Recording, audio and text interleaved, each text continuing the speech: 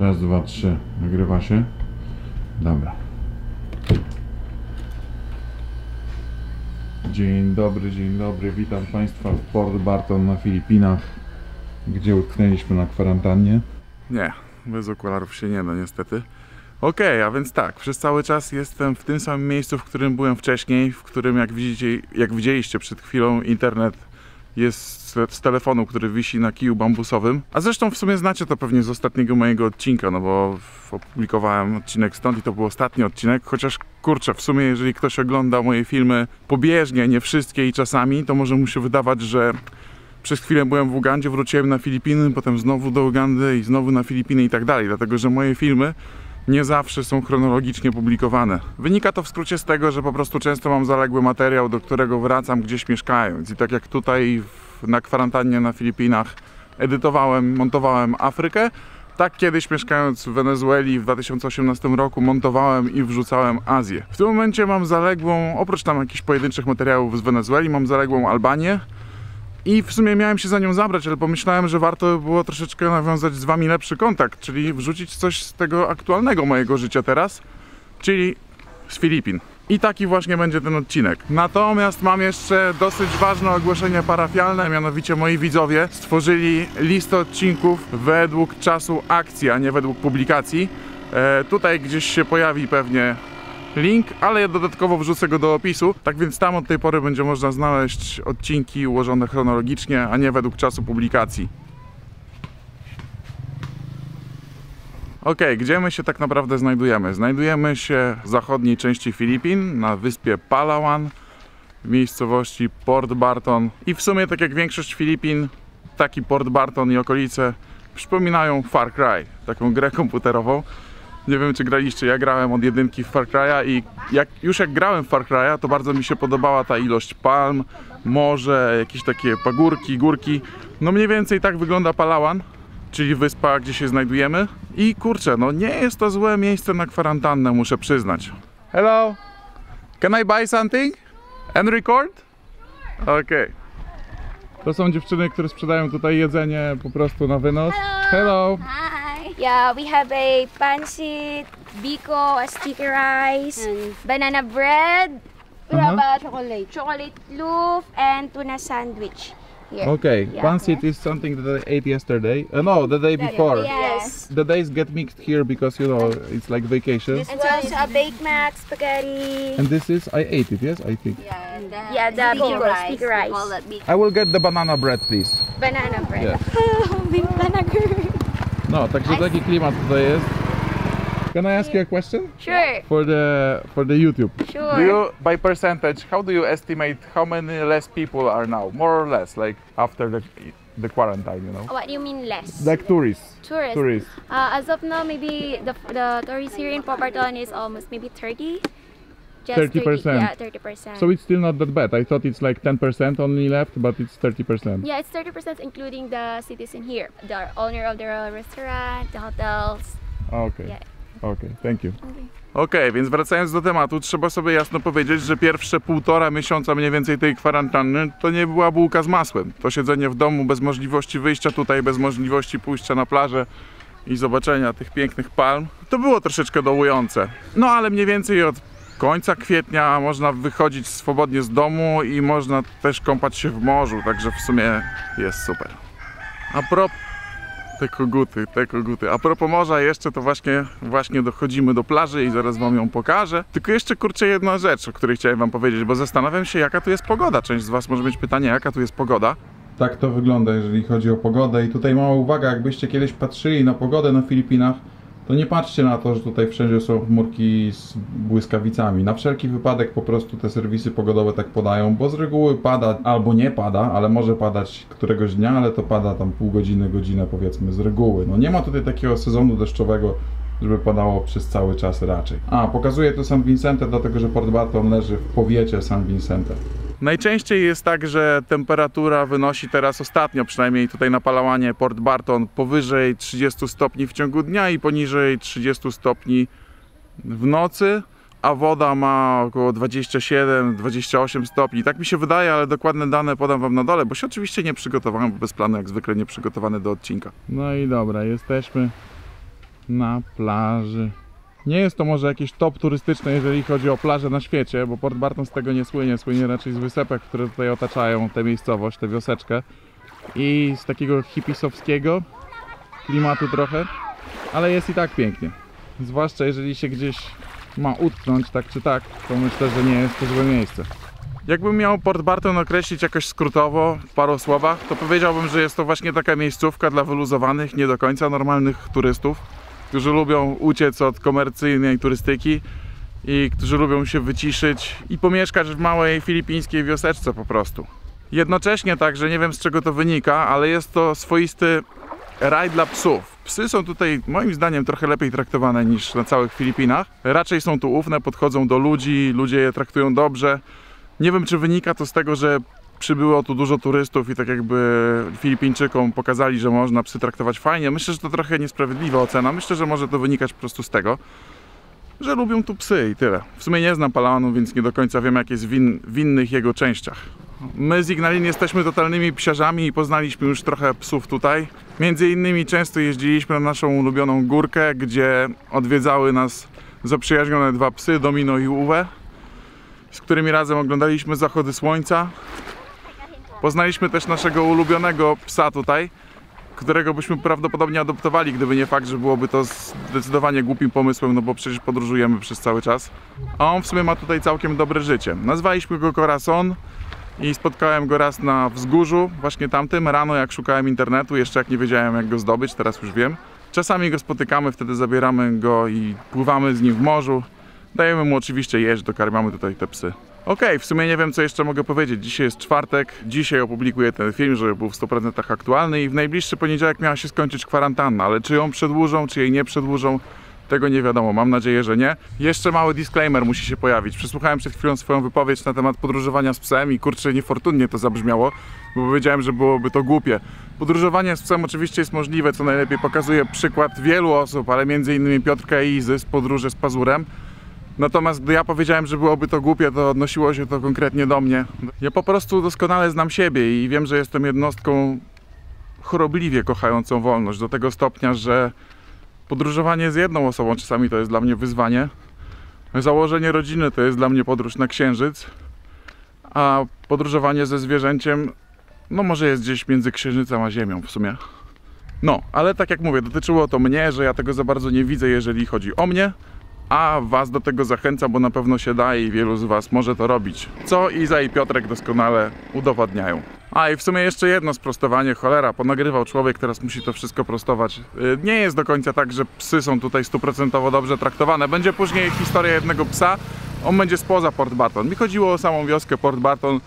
Tutaj psy widać, że są dobrze traktowane i nie boją się ludzi. Ludzie raczej je lubią, bo tu tacy ludzie najczęściej chyba mieszkają. Tacy hipisi, wiecie, nawet filipińscy, nie tylko turyści. A jak już tak prostuję wszystko, to nie bierzcie za bardzo do siebie tego żarciku o Polakach, który później powiem. To po prostu chyba tyczy się wszystkich narodów z północy, że są zamknięci w sobie. Ale to zobaczycie w dalszej części. I do tego jeszcze nawiążę w jednym z vlogów, bo mam ciekawą obserwację na temat, jak wyglądają obcokrajowcy na tle Filipińczyków. I to nie tylko Polacy, opowiem wam o tym pewnie w następnym odcinku. Takie moje spostrzeżenia. A ja teraz zabieram was o tydzień wstecz. Pojedziemy poza Port Barton i popływamy w morzu. Lećmy więc.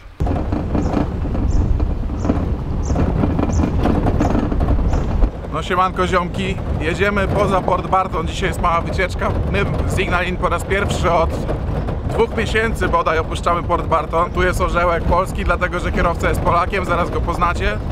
Tak wygląda otoczenie. To jest Yuri. Hi Yuri. Hello. Yuri is from the States. Yes, I am. California. Russia and California. So guys, powiem teraz o kanapce z majonezem i serem, którą zamówiłem. Otóż to są Filipiny. Zamówiłem kanapkę z majonezem i z serem. Właściciel miejscówki z kanapkami poszedł specjalnie do sklepu, żeby kupić ser, po czym wydali nam 3 kanapki z samym majonezem i przed chwilą się kapnęliśmy, że tak jest. Mała przeprawa przez rzeczkę. Jedziemy dzisiaj na jakąś plażę podobno, nie wiem dokładnie dokąd, ale się dowiemy. Ostatnio sporo padało i dlatego jest sporo kałuż też. Jakieś rzeczki zaczęły nawet płynąć. Jakieś jeziorka powstały gdzieniegdzie małe. W związku z tym, że ostatnio naprawdę sporo padało, to i sceneria tutaj jest troszeczkę taka jak w Parku Jurajskim. Jest naprawdę bardzo, bardzo zielono. Wszystko to się bardzo szybko zazielenia po deszczu. Zobaczcie sami.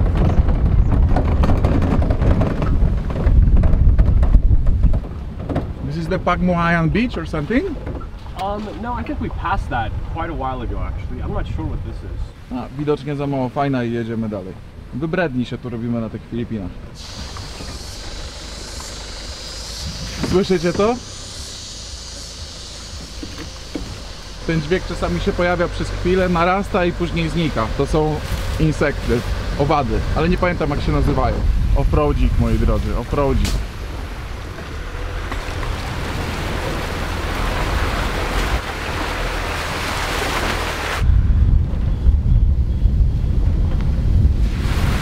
Jedziemy w tej chwili z miejscowości Port Barton, w której mieszkamy od 2 miesięcy już, z Ignalin. Wcześniej z Ulą, która wróciła do Polski. Pozdrawiam, Ula. I need to hold it. Prawie bym się wywalił. No i ogólnie Port Barton i okolice to jest taka miejscówka, gdzie nie ma za bardzo dróg. Jest tylko trochę asfaltu, od niedawna go robią, a sam Port Barton do niedawna miał prąd tylko przez 4 godziny dziennie. I praktycznie nie było internetu. Było tak jeszcze 2-3 lata temu. Teraz się to trochę zmienia, ale na drogi to jeszcze będą musieli trochę poczekać. Także niektórzy z Was interesują się, gdzie jest umiejscowiona akcja, no to w tym momencie jedziemy z Port Barton w kierunku San Vicente, miejscowości. Wow. Takie drogi. Dojechaliśmy na miejsce. To jest Maciek. Cześć Maciek. Siema, siema. Lina. Say hi to the camera. Hello. Christine. Oh, sorry. I don't recognize my own girlfriend. Oh my god, what's going on? Hello, Ignalin. Hello. Ale jest gorąco i w ogóle już jakieś komary. Przyjechaliśmy na miejsce, tak to wygląda. I cieszę się, bo tak naprawdę po raz pierwszy od 2 miesięcy opuściliśmy nasze więzienie, czyli Port Barton. Chociaż tak naprawdę to cieszę się, że utknęliśmy w tym Port Barton. Była możliwość wcześniej, z Ignalin rozważaliśmy to, czy nie opuścić Port Barton i nie polecieć do Manili, twierdząc, że chcemy lecieć do Polski później tym lotem ratunkowym Mercy Flight. Ale uznaliśmy, że nie, no w sumie tutaj niedługo będzie ok. I dobrze zrobiliśmy, dlatego że w Manili teraz jest kwarantanna naprawdę ostrzejsza niż tutaj. A tutaj można się poruszać po tym barangaju, czyli można powiedzieć powiecie.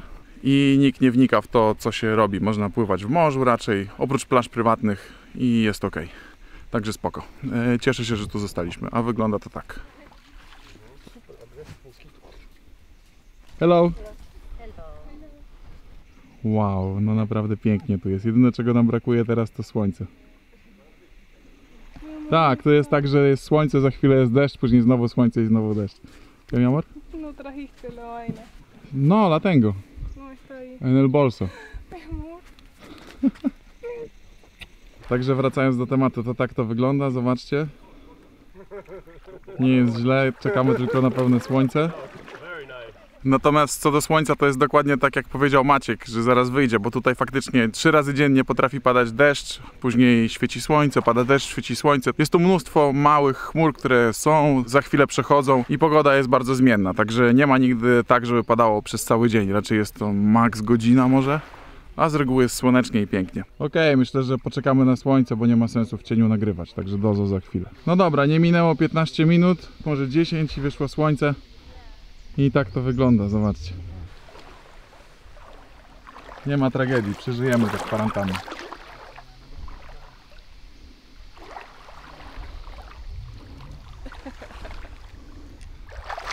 Wow, jest super transparentne, Súper, no? súper, se ve todo, está increíble. Atetes, are you going to Port Barton now? No, we go to fishing. For fishing? Okay. Takie jest życie tutaj na Filipinach. Kurczę, no myślę, że gdybym się tu urodził, to bym nigdy tego vloga nie nagrywał, bo by mi się nie chciało zebrać. Taki jest relaks. Tak samo z edukacją i z samorozwojem wszelakim. Jest po prostu bardzo gorąco, fajnie, rajsko i kurczę, no nie do końca się chce. Dlatego też Filipińczycy nie słyną z tego, z przedsiębiorczości po prostu. W Tajlandii chociażby z taką ilością drzew kokosowych jest mnóstwo ludzi, którzy zrywają kokosy i je sprzedają, a tutaj po prostu ludziom się nie chce. No. Ale spoko, jak już wielokrotnie przynudzałem dzięki temu, że są tacy bardzo wyluzowani, to jest miło, jest miło. Miałem skończyć, ale nie potrafię, bo Ta łódka popłynęła i chciałem wam pokazać te plaże w pełnej krasie. Tylko nasze towarzycho tu teraz jest. Jakie to polskie, co? Jestem sam na plaży. Pojechali wreszcie ci inni, mamy ją dla siebie. Gdzie te parawany, szwagier, kurwa? Tu brakuje postawić parawany tam. To mi się nie podoba. Dobra, nie nudzę. To znaczy dzisiaj będę nudził, no tak czasami jest.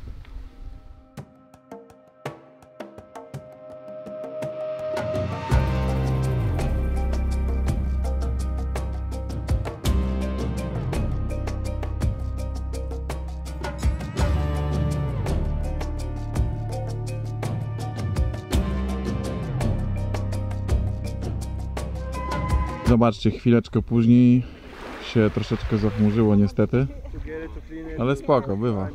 Tam daleko pada deszcz, widać to stąd.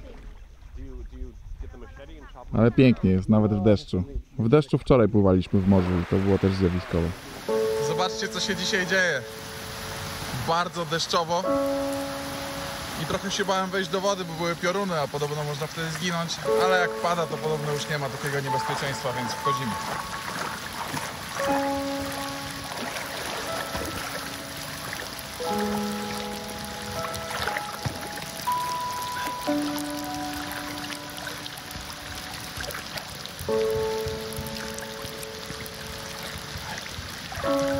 ¿Qué tal? Super. Wow.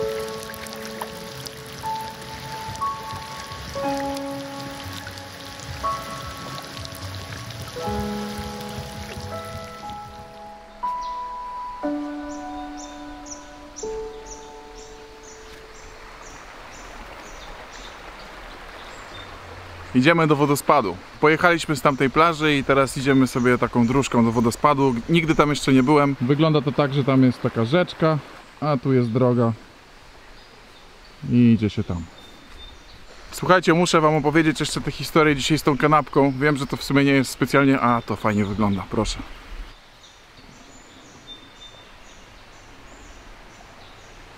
Hola, Ignalin! Okej, wiem, że to nie jest specjalnie porywające ta cała historia z tą kanapką, ale to pokazuje po prostu Filipiny w pigułce. To było tak. Na szybko chcieliśmy zamówić kanapkę i żeby nie musieli gotować żadnych jajek i tak dalej, to spytałem, czy mogą zrobić kanapkę z szynką i z serem. Powiedzieli mi, że co prawda ser mają na miejscu, ale szynkę to musieliby kupić w sklepie, także najlepiej z serem. Ja mówię, no dobra, no to poprosimy w takim razie 3 kanapki z serem. Po czym widzimy, że koleś wychodzi z tego miejsca, gdzie robią te kanapki i idzie do sklepu, żeby kupić ser, który miał być na miejscu. No ale to w sumie typowe dla Filipin, nie? Klasyk. A następnie okazuje się, że dostajemy kanapki z samym majonezem. I zastanawialiśmy się, jak ta rozmowa tam wyglądała. No i to pewnie było po filipińsku, na zasadzie ej, ale nie wystarczy, to wsadź im sam majonez, będzie spoko. Ale kocham ten kraj, kurczę, no za ten uśmiech tych ludzi, którzy tutaj mieszkają, za tę spontaniczność, za taką ilość natury, która tutaj jest. Tu zawsze jest się blisko natury. Zdecydowanie bardzo rzadko jestem tu zestresowany. I myślę, że ta natura i ci ludzie wyluzowani Filipińczycy są tego przyczyną.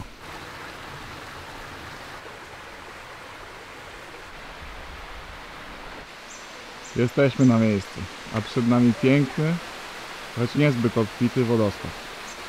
I oczywiście pieseł, bo jesteśmy na Filipinach.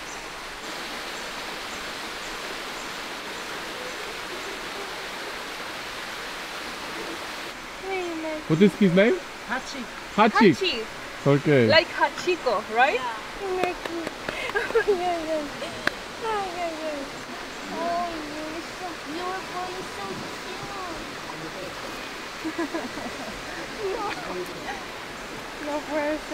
Jak woda?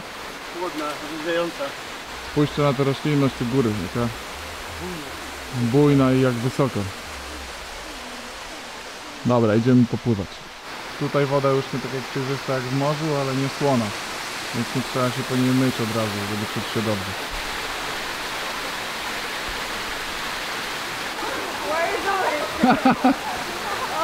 Don't shoot, don't shoot!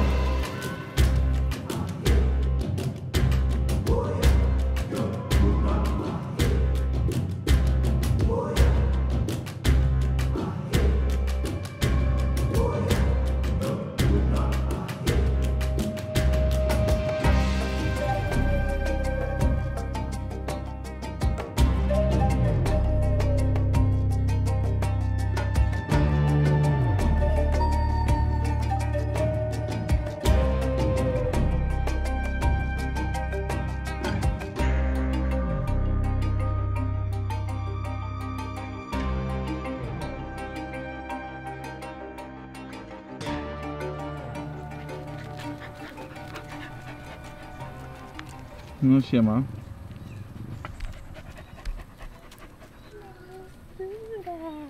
Przyjechaliśmy zamówić jedzenie na wynos tutaj w tym miejscu.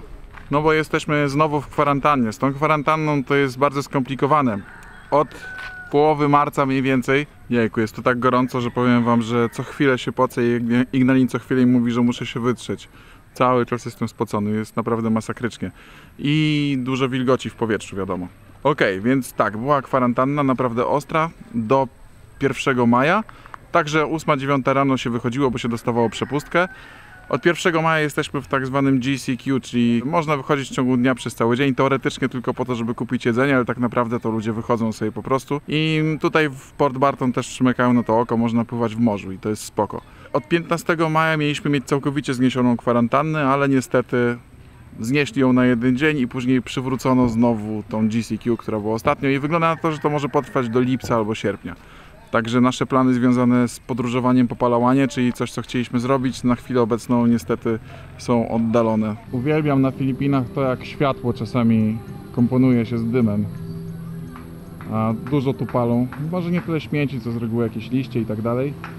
I światło potrafi tak pięknie przenikać, co uwieczniłem na jakimś starym zdjęciu z pierwszego wyjazdu na Filipiny jeszcze z 2016 roku.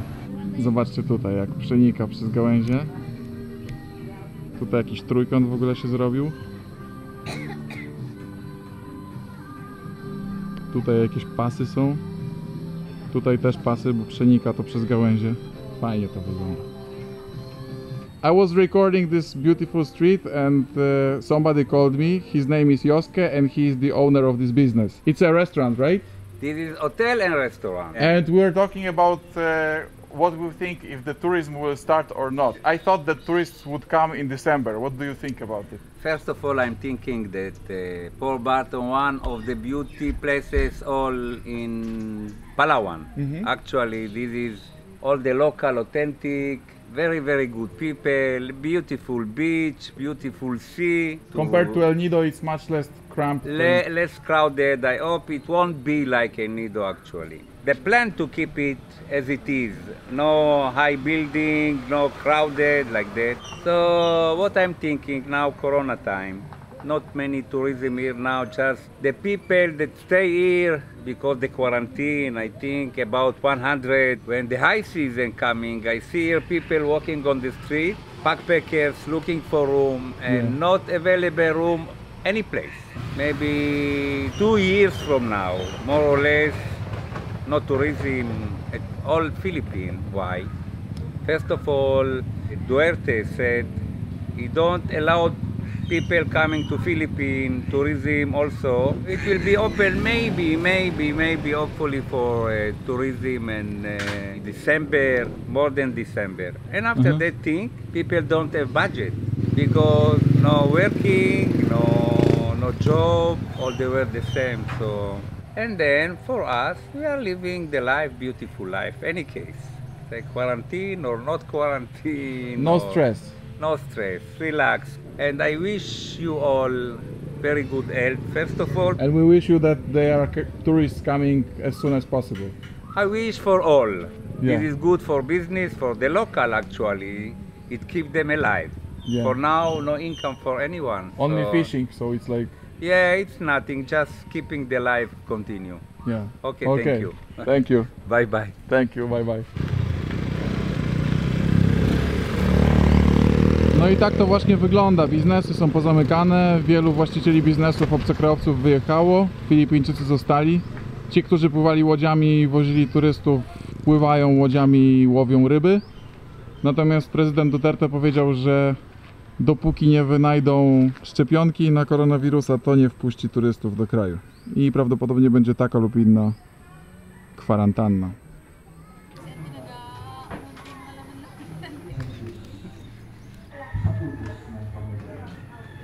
Zamówiliśmy coś do picia, to znaczy Ignalin poszło do sklepu to kupić, a wy spójrzcie, jaki to jest klimat. Tu jest ulica, turyści pomieszani z lokalsami, tam ci sobie grają w piłkę. A tu jest msza święta. Tak wygląda kościół. A tak wygląda w środku. A tutaj sobie ktoś śpi na luzaku. To, co zdecydowanie jest fajne, to to, że Port Barton to zaledwie kilka przecznic, tak więc bardzo blisko jest do morza. My mieszkamy 2 ulice stąd prosto i później w prawo, no nie wiem, z 5 przecznic może. Jest to dosłownie 7 minut drogi stąd, a może jest tutaj. I można pływać. Od jakiegoś czasu przynajmniej. Tak wygląda plaża. Jest całkiem ok. Tak wygląda z drugiej strony. My najczęściej siedzimy sobie tam, gdzie teraz jest Ignalin. Codziennie, od kiedy można wychodzić, czyli od 1 maja. A tam daleko widzicie na horyzoncie, że ludzie pływają, także to jest fajne, no. Bo gdyby nie można było pływać i tylko trzeba było siedzieć w domu, to byłoby prawdziwe więzienie. Więzienie w raju. A tak wygląda druga strona. A tak wygląda morze. A tam zachód słońca, który mam nadzieję, że będzie fajny, bo chcę go wam pokazać. Jeśli chodzi o zachody słońca w Port Barton, to podobnie jak wszędzie właściwie, gdzie byłem na Filipinach, raczej urywają dupę niż nie. I zaczyna się spokojnie z reguły, tak jak teraz, czyli słońce jeszcze widać, jest żółtawo, są jakieś tam refleksy na niebie, ale poczekajmy, co się będzie działo za chwilę. Chociaż już u góry widzicie to żółte, pomarańczowawe takie na chmurach, już jest ciekawie. Zacznijmy od tego, że przede wszystkim codziennie jest tu inny spektakl na niebie. Codziennie są to inne czerwienie, inne żółcie, inne pomarańcze, inny niebieski i inny biały. Zobaczymy, co dzisiaj namaluje niebo. ¿Cómo se llama? Se llama Bogar. Feliz, no se separa Sí. de nosotros. ¿Verdad, pequeñazo? Hombre, mi pequeño. Fue muy rápido, nos fuimos a la playa de Pamboyán y nada, llegamos, caminamos un rato hasta un sitio donde allí vimos un perro, subía un árbol y una rama paralela al suelo. Y cuando nos damos cuenta que allí debajo, que hay una cadena colgando y que allí había un perro, la longitud de la cadena no le permitía apoyar la cabeza en el suelo. Hostia, menudo martirio para un perro. Una cazuela sin comida, sin agua, sin nada allí. Y entonces, nada, en ese momento ya decidimos, digo, hay que esperar a que vengan los dueños. Oh, skinhead.